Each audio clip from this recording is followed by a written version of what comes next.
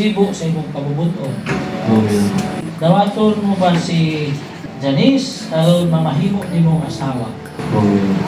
Dawaton mo ba siya nga makiguban kanimo sa tanang panahon, sa kalipay o kasakit, sa mugaway o sa mga pagsulay o hangtod kamatayon lamang mo bulag kanimo? May bitano sa alimago, nalaag sa alanha kahingawa ko.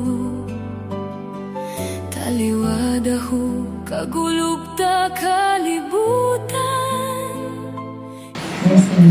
Dawaton mo ba si Bix aron mamahimo nimong bana? Dawaton mo ba siya nga magiguban kanimo sa tanang panahon, sa kalipay o kasakit, sa kahumugaway o sa mga pagsulay o hangtod kamatayon lamang ang bulag kanimo? Sa mahugot hakop kupno, hinaray na ulian sa natigas sa kagbago. Yang kasatimay ko bisa. Salita ng kasagdan sa pa nagawag talaga sa tao pantong pag pastagin.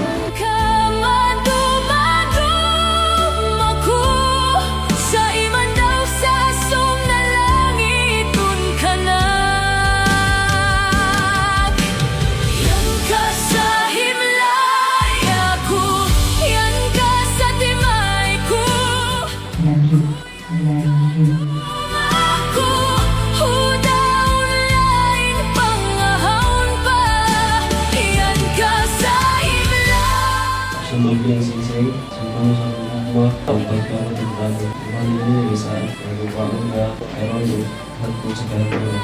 Sa kalibutan, yan kadagayot piliyon ko.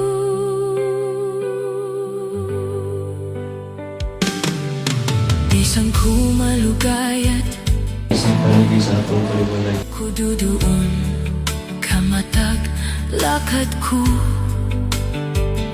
Sa alan mga luha, nahimuha isaw.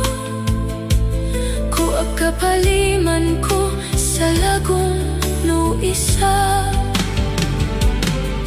Ku magdaplok daw sumikiluman sa langit. Daw malaag sa kapawa hudadalangon ko. Kanako ubos sa balaod sa Republika sa Pilipinas.